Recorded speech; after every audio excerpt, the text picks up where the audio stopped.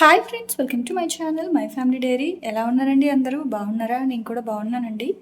మీరందరూ ఎలా ఉన్నారో నాకైతే కామెంట్ సెక్షన్లో కామెంట్ చేయండి. సో ఫస్ట్ ఏంటి అంటే చాలామందికి లాంగ్వేజ్ అనేది ఇంగ్లీష్లో వస్తుంది. సో అది నేను పెట్టిన సెట్టింగ్ అయితే కాదండి, యూట్యూబ్ వాళ్ళే ఇచ్చినట్టున్నారు. ఆటోమేటిక్గా అది అలా అయ్యింది. అయితే ఎవరైనా సరే ఇంగ్లీష్లో చూడాలి అనుకున్న వాళ్ళు మీ ఇష్టము. అంటే కొంతమంది అడుగుతున్నారు కూడా, ఇంగ్లీష్లో సబ్ టైటిల్స్ పెట్టండి వార్తి అని. సో అది కూడా నాకు రాదు ఎలాగో. సో మా వారిని అడుగుతుంటే దానికి ఖాళీ లేక చేయట్లేదు. సో అలా ఆ లాంగ్వేజ్ కంఫర్టబుల్గా ఉన్న వాళ్ళు అలా చూడండి. లేదు అనుకుంటే మనకి వీడియో ప్లే అయిన తర్వాత అక్కడ సెట్టింగ్స్ అని వస్తాయి. ఆ సెట్టింగ్స్లోకి వెళ్ళి ఆడియో ట్రాక్ అని ఉంటుంది. అక్కడికి వెళ్ళిన తర్వాత ఒరిజినల్ అని ప్రెస్ చేస్తే తెలుగు అని వస్తుంది, తెలుగు ఆడియో ట్రాక్ అని. దాన్ని కనుక మీరు క్లిక్ చేస్తే వీడియో అనేది నార్మల్గా ప్లే అవుతుంది.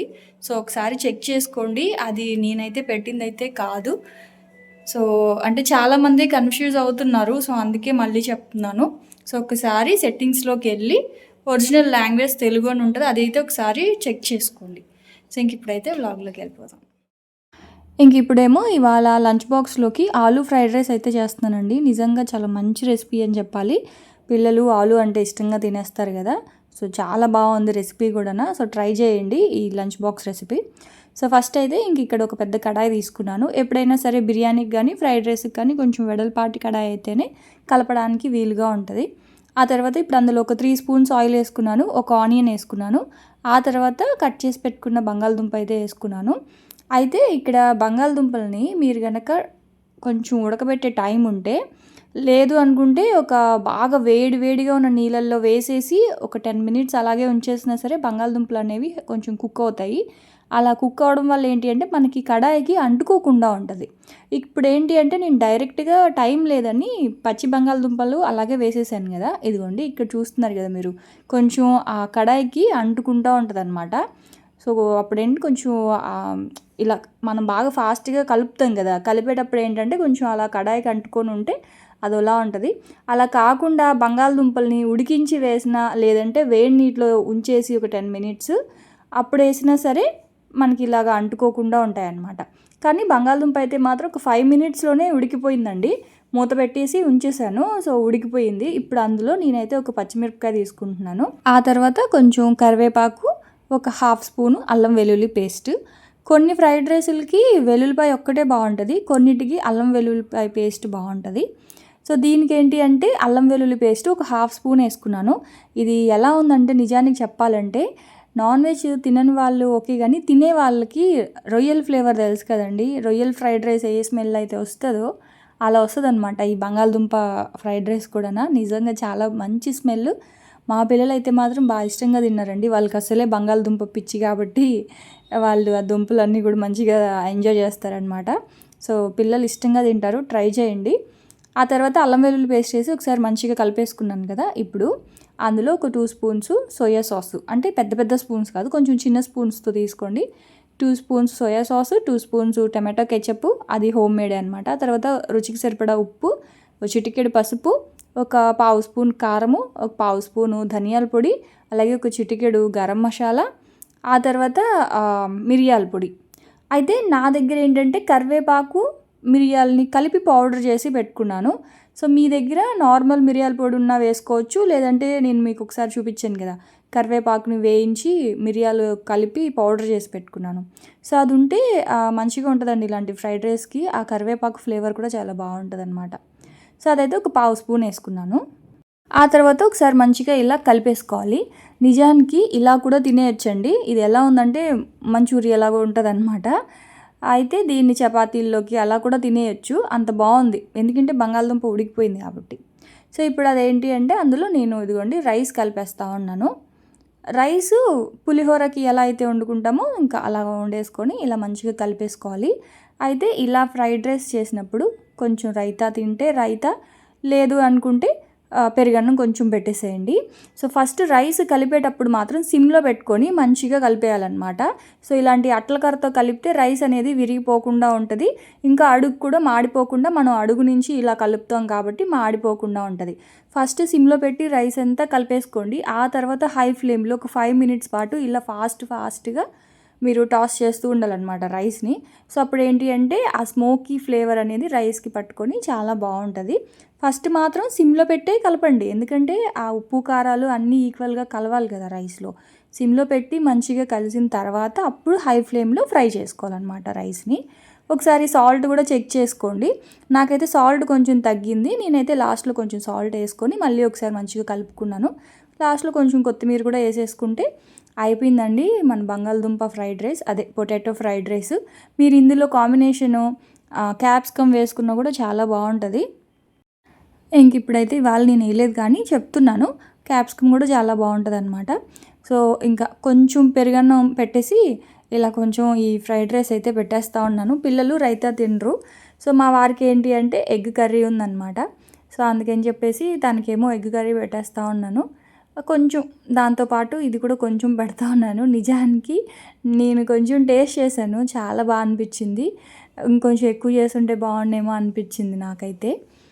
ఆ తర్వాత ఇంకా అందరైతే వెళ్ళారండి. వెళ్ళిన తర్వాత అసలు ఇవాళైతే ఎంత పని అంటే ఈ పీరియడ్స్ అయిన తర్వాత ఇంకా మీకు తెలుసు కదా, అన్నీ క్లీన్ చేసుకోవడం వాష్ చేసుకోవడంతో సరిపోద్దని. అందుకే ఇంక మార్నింగ్ నుంచి వ్లాగ్ అయితే ఏం షూట్ చేయలేదు. ఇంక ఇదంతా కూడా మధ్యాహ్నం నుంచి అనమాట. అయితే ఇంకా మార్నింగ్ అంతా కూడా క్లీనింగే అయ్యింది. అంటే ఈ బెడ్షీట్స్ అవన్నీ ఉతకడం అట్లాగా. సో వర్షం పడుతుందండి, అది మెయిన్ ప్రాబ్లం అయిపోయింది. లేదంటే బెడ్షీట్స్ అన్నీ కూడా మేడ మీద తీసుకెళ్ళి ఆరబెట్టేసుకోవచ్చు ఎండ కనుక వచ్చి ఉంటే. ఎండ లేదు కదా, వర్షం వల్ల బాగా ఇబ్బంది అయిపోయింది. అయినా సరే ఇంకా బెడ్షీట్స్ వరకు ఉతికేసి 2 వాష్ ఏరియాలు ఉన్నాయి కదా, రెండిట్లో వేసేసాను. రెగ్యులర్ వేర్ ఎప్పుడు వేసుకునే బట్టలు అయితే ఏం వాషింగ్ పెట్టుకోలేదు ఇవాళ. ఓన్లీ బెడ్షీట్స్, కాళ్ళ మ్యాట్లు అవన్నీ ఉతికేసి ఇంక ఇంట్లోనే ఆరబెట్టేశాను. ఆ తర్వాత ఇల్లంతా ఒకసారి మంచిగా మాప్ అయితే పెట్టేశాను అనమాట. ఇంకా సోఫా కవర్స్ అవన్నీ కూడా చేంజ్ చేస్తాను కదా. సో ఈ సోఫా కవర్లు అయితే నాకు ఎందుకో నచ్చలేదని చాలా రోజులు పక్కన పెట్టేశాను.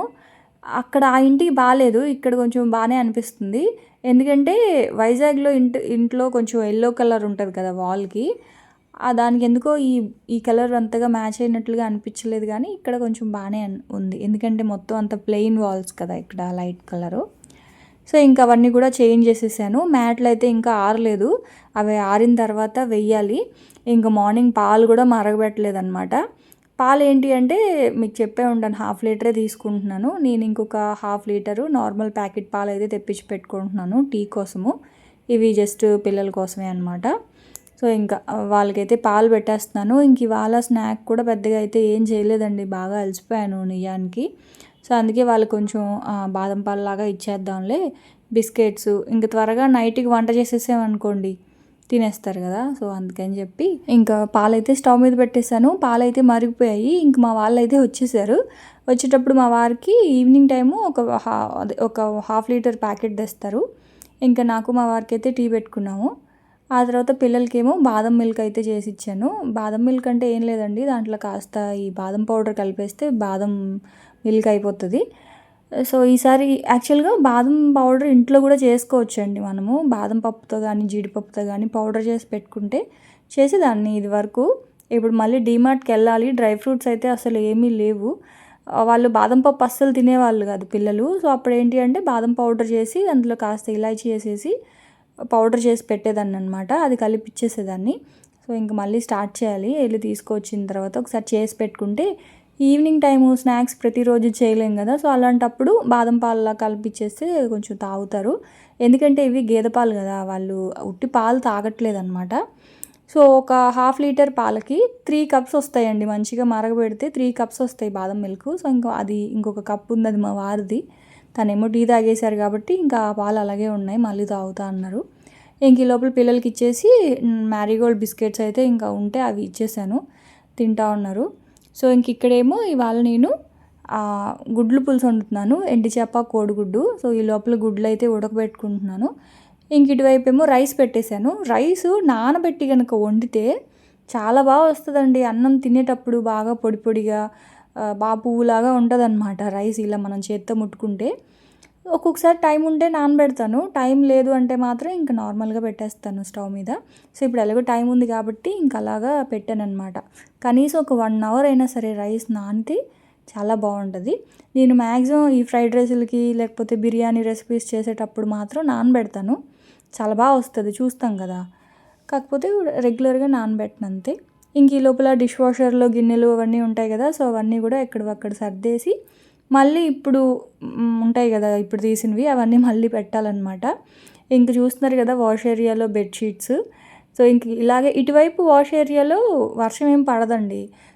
అంటే మనకి అక్కడ అంత గ్యాప్ ఉండదు, అయినా సరే పైన ఒక డోమ్ లాగా ఉంటుంది. సో వర్షం అనేది కిందకు పడదు.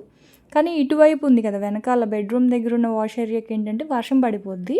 సో అదే అక్కడే ప్రాబ్లం అయింది. ఎండ కూడా అక్కడే బాగా వస్తుంది, వర్షం కూడా అక్కడే బాగా పడుతుంది అనమాట. సో వర్షం మాత్రం అసలు చంపేస్తుందండి. వర్షం కాదు కానీ బయట ఫీవర్లు అయితే చాలా ఎక్కువ ఉన్నాయంట. జాగ్రత్తగా ఉండండి, వైరల్ ఫీవర్స్ అయితే చాలా ఎక్కువ ఉన్నాయి.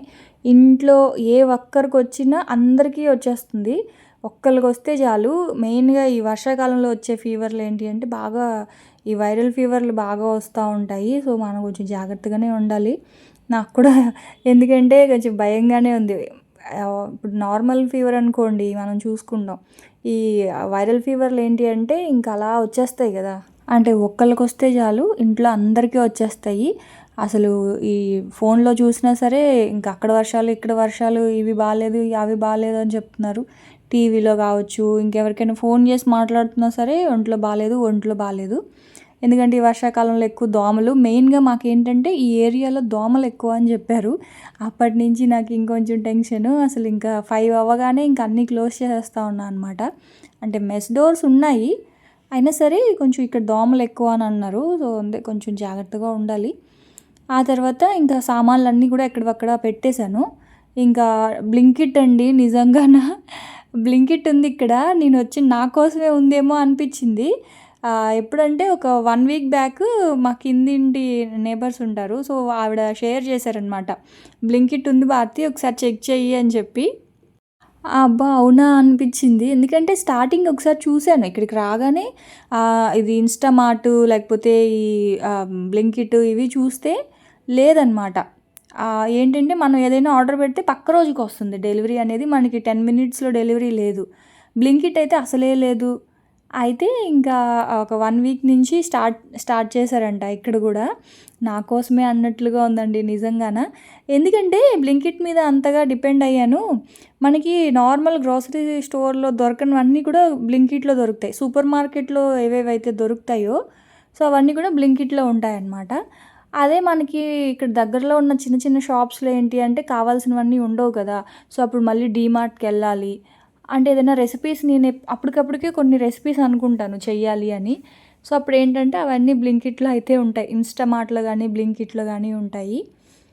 నార్మల్ షాప్స్లో అయితే దొరకవు కదా మనకి. సో అది బ్లింకిట్ రాగానే ఇంక నా మొహం అలా వెలిగిందనమాట. హమ్మయ్య అనిపించింది. సరే ఒకసారి చూద్దాం వస్తున్నాయా లేవా అని చెప్పేసి కొన్ని అయితే పెట్టాను. సేమ్ ప్రైజెసే ఉన్నాయి, బయట ఎలా ఉన్నాయో రేట్లు అలాగే ఉన్నాయి. డెలివరీ ఛార్జెస్ మాత్రం 7 రూపీస్ ఏమో అలాగేశారు. కాకపోతే మినిమం 200-250 మినిమం మనం కొనుక్కుంటే ఫ్రీ డెలివరీ వస్తుంది అనమాట. సో ఇంకా ఈ పల్లీలు మినపప్పు అవి అయితే కావాలి కదా, సో అవి పెట్టాను ప్రస్తుతానికి. అవన్నీ ఇంకా డబ్బాల్లో ఎక్కడక్కడ పెట్టేశాను.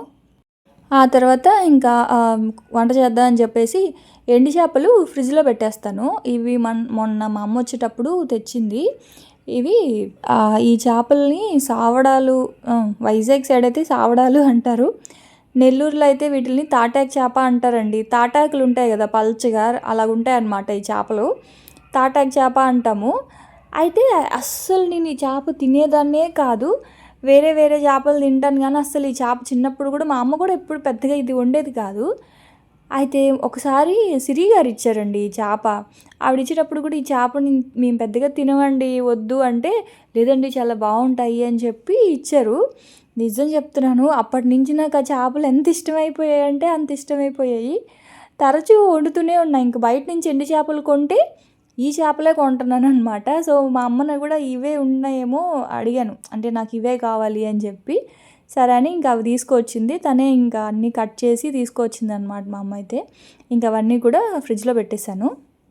అంటే ఏం లేదు, బయట పెడితే అంటే చీమలు, మెయిన్గా వైజాగ్లో కొంచెం చీమలు ఎక్కువ. సో దానివల్లే అన్నీ నేను ఫ్రిడ్జ్లో పెట్టేదాన్ని. అలాగా ఫ్రిడ్జ్లో పెట్టడం అలవాటు అయిపోయింది అంతానా. ఇదిగోండి ఇలా మంచిగా ఫస్ట్ ఆయిల్లో క్లీన్ చేసేసాను. క్లీన్ చేసేసిన తర్వాత ఆయిల్లో ఒకసారి ఇలాగా ఫ్రై చేసేసుకున్నాను అనమాట ఎండు చేపల్ని. ఆ తర్వాత ఇంక అందులో పోపు అయితే ఖచ్చితంగా కొంచెం అయినా పెడతానండి. ఆవాలు కొంచెం, జీలకర్ర, అలాగే మెంతులు పోపంతా వేసుకున్న తర్వాత ఆనియన్స్ ఒక 2 ఆనియన్స్ అయితే తీసుకున్నాను. ఉల్లిపాయలు అయితే కొంచెం మంచిగా వేగాలి. ఇవి చిన్న ఉల్లిపాయలు అనమాట, కొంచెం మీడియం సైజు ఉల్లిపాయలు ఒక 2 తీసుకున్నాను. ఉల్లిపాయలు అయితే కొంచెం మంచిగా వేగాలి. ఇవాళ మునక్కాయ కాంబినేషన్లో చేస్తున్నాను. మునక్కాయ వేసేసాను. అలాగే ఒక 2 టమాటాలు, ఇవి హైబ్రిడ్ టమాటాలు అనమాట. ఇవి కూడా ఇందులోనే పెట్టాను బ్లింకిట్లో. మరి వెజిటేబుల్స్ మాత్రం బ్లింకిట్లో కొంచెం రేట్ ఎక్కువే ఉన్నాయి. గ్రాసరీస్ మాత్రం బయట ఎలాగున్నాయో ఇందులో కూడా అలాగే ఉన్నాయి రేట్ అనేది. వెజిటేబుల్స్, ఫ్రూట్స్ మాత్రం కొంచెం ప్రైస్ ఎక్కువగానే ఉంది బ్లింకిట్లో. కానీ ప్రస్తుతానికి కావాల్సినవి పెట్టాను. అంటే టమాటోలు, బంగాళదుంపలు లేవు, వాటి వరకు పెట్టాను అనమాట. ఆ తర్వాత కొంచెం మంచిగా వేయించేసుకొని ఇంకా ఉప్పు, కారము, ధనియాల పొడి కొంచెము, అలాగే సాంబార్ పొడి ముందు రోజు చూపించాను కదా మీకు ఇంట్లో హోమ్మేడ్ సాంబార్ పొడి. సో ఆ సాంబార్ పొడి అయితే 1 స్పూన్ వేసుకున్నాను. మీ దగ్గర ఉంటే సాంబార్ పొడి వేసుకోండి, లేదు అంటే 1 స్పూన్ శనగపిండి కూడా పర్వాలేదు. లేదు అంటే శనగలు ఉంటాయి కదా, పచ్చి శనగపప్పుని వేయించి పౌడర్ చేసి పెట్టుకున్నా సరే పులుసు కూరల్లో ఒక్కొక్క స్పూన్ వేసుకోవచ్చు. ఇదంతా లేవు మా దగ్గర అనుకుంటే సాంబార్ పొడి ఉంటుంది కదండి మ్యాక్సిమం అందరి దగ్గర, హోమ్మేడ్ సాంబార్ పొడి, బయట నుంచి తెచ్చింది కాదు. ఇంట్లో చేసుకున్న దాంట్లో మనం అన్ని రకాల పప్పులు అన్నీ వేసి మంచిగా చేసుకుంటాం కదా. సో అది 1 స్పూన్ వేస్తే చాలు. ఏ పులుసు అయినా, ఎండిచేప పులుసులో సాంబార్ పొడి ఏంటి భారతి అని మీకు డౌట్ రావచ్చు. నన్ను నమ్మి 1 స్పూన్ వేయండి, మీకు కూర మంచి ఫ్లేవర్తో పాటు చిక్కగా చాలా రుచిగా వస్తుంది అనమాట. సో అన్నీ వేసేసి సాల్ట్ కూడా వేసేసి, చింతపండు కూడా నేను పేస్ట్ చేసి పెట్టుకున్నాను కదా, సో 1 స్పూన్ చింతపండు అయితే వేసుకున్నాను. మీ ఇష్టం, మీరు తినే పులుపుని బట్టి చింతపండు వేసుకొని దానికి సరిపడా కారం అయితే వేసుకోండి. ఆ తర్వాత వాటర్ వేసేసి పులుసు కాస్త ఉడికిన తర్వాత గుడ్లు, ఎండు చేప, అలాగే కొంచెం కొత్తిమీర, కరివేపాకు అన్నీ వేసేసి మూత పెట్టేస్తే ఒక 10 నిమిషాల్లో మీడియం ఫ్లేమ్లో కనుక పెట్టేస్తే పులుసు బాగా చిక్కబడిపోయి మొత్తం ఎండు చేప అంతా కూడా మంచిగా ఉడికి పులుసుకి మంచి ఫ్లేవర్ వస్తుంది. సో నేనైతే ఇంకా స్టవ్ మీద కూర పెట్టేశాను.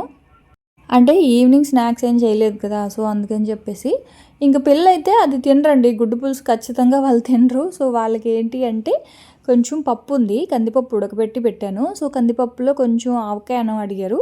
ఆవకాయ, కందిపప్పు కలిపేసి వాళ్ళకి కొంచెం నెయ్యి వేసేసి ఆవకాయ అన్నం ఇచ్చేస్తానమాట. వాళ్ళు చాలా అది ఇష్టంగా తింటారు. ఇంక వాళ్ళ గుడ్లు పులుసు ఫస్ట్ అయితే 4 గుడ్లు వేసాను, గుడ్డేసి పులుసు పెడదామని చెప్పి, అదే కలిపి పెట్టేద్దామని. వాళ్ళు ఎండు చేప వేయడం చూసేసారు. ఇంక ఎండు చేప వేస్తే మాత్రం అస్సలు తినరు అనమాట. సో అందుకని చెప్పేసి కొంచెం పప్పు ఉంటేను ఇంకా ఆవకాయ పప్పు కలిపి వాళ్ళకి పెట్టేస్తాను. ఇంకా అలాగా ఏం చేస్తామండి, తినే రోజుల్లోనే అప్పుడప్పుడు తినాలి, వాళ్ళేమో తినరు. అసలు వాళ్ళకి ఎందుకు నాన్ వెజ్ అలవాటు అవ్వలేదో నాకు ఇప్పటికి కూడా అర్థం కావట్లేదు. చాలా బాధేస్తూ ఉంటుంది ఒక్కొక్కసారి. కానీ ఇంకేం చేస్తాం, ఇంక ఈ లోపల కూర ఉడుకుతూ ఉంటుంది కదా, ఇంకా లంచ్ బాక్సులు అవన్నీ ఉంటాయి కదా. నాకు ఎంత చిరాకు వచ్చే పని ఏంటి అంటే లంచ్ బాక్సులు తీసి బయట పెట్టి అది సింక్లో పెట్టడం. నాకు ఎందుకో లంచ్ బాక్సులు క్లీన్ చేయడం అంటే చాలా చిరాకు. క్లీన్ చేయడం అంటే అసలు అది ఓపెన్ చేయడం, కానీ తప్పదు, మనకి కొన్ని నచ్చకపోయినా కొన్ని పనులు. ఇంకోటి ఏంటంటే టీ పెట్టడం కూడా ఎంత విసుకో నాకు. కానీ ఇప్పుడు టీ రోజు పెడతానే ఉన్నాను, నా కోసమైనా పెట్టుకోవాల్సి వస్తుంది టీ, అలా అయిపోయింది. అలాగే లంచ్ బాక్సులు, నేను కాలేజ్కి వెళ్ళేటప్పుడు లంచ్ బాక్సులు మాత్రం కడగని మా అమ్మకి ఇచ్చేసేదాన్ని. ఇప్పుడు ఏంటి అంటే గత 14 సంవత్సరాలుగా లంచ్ బాక్సులు కడుగుతున్నాను. అంతే, మనకు నచ్చని పనులే కొన్ని తరచూ చేయాల్సి వస్తుంది. ఆ తర్వాత ఇంక అవన్నీ డిష్ వాషర్లో పెట్టేశాను. ఇంక టీ గిన్నె ఉంటే చేత్తో కడిగేశాను అనమాట. ఇంకా షింక్ అంతా ఖాళీ. ఇంక ఇప్పుడు తిన్నటివి ఉంటాయి కదా మళ్ళీ ప్లేట్లు, అవి ఇంకా అవన్నీ కూడా డిష్ వాషర్లో పెట్టేస్తే డిష్ వాషర్ ఆన్ చేసేస్తానమాట. ఇంక ఇదంతా ఒకసారి అన్నం తినేసిన తర్వాత ఒకసారి మొత్తం అంతా కడిగేస్తే కిచెన్ క్లీనింగ్ అయితే అయిపోద్ది. ప్రస్తుతానికైతే షింక్ వరకే కడిగాను. ఇంక ఇదిగోండి కూర అయితే అయిపోయిందండి. ఒక 10 నిమిషాల్లో కూర నిజంగా చాలా బాగుంటుంది. నాకైతే ఆ ఎండు చేపల స్మెల్కి ఆకలేస్తుంది అనమాట, అంత ఇష్టం నాకు ఎండు చేప పులుసు అంటే. నార్మల్ చేపల కంటే కూడా ఎండు చేప పులుసే ఇష్టం అండి, బాగా ఇష్టంగా తింటాను. సో ఫస్ట్ ఇంకైతే నేను పిల్లలకైతే పెట్టేశాను. ఆ తర్వాత ఇంక నేను పెట్టుకుని తింటున్నా. మా వారేమో అప్పుడే వద్దు నేను తర్వాత తింటా అని అన్నారు. నాకు కూడా బాగా ఆకలేస్తూ ఉంది, అందుకని చెప్పి ఇంక పిల్లలకి పెట్టేసి నేను కూడా పెట్టుకొని తినేస్తూ ఉన్నాను అనమాట. మ్యాక్సిమం అందరం కూర్చొని తింటాం నలుగురమి, ఎందుకంటే ఇంక ఉదయం అవ్వదు, మధ్యాహ్నం అవ్వదు, నైట్ టైం మాత్రం నలుగురం కలిసే తింటాము. కాకపోతే ఇంక మా వారికి ఏదో వర్క్ ఉందని చెప్పి తను వద్దన్నారు, ఇంక నేను పెట్టుకొని తినేస్తూ ఉన్నాను. సో అదనమాట ఇంక ఇవాళ నా ఈవినింగ్ రొటీన్ వ్లాగ్ అయితే. సో చూసారు కదా, రేపటి వ్లాగ్లో మళ్ళీ వచ్చేస్తానండి. అప్పటి వరకు అయితే ఉంటాను. Bye friends, bye.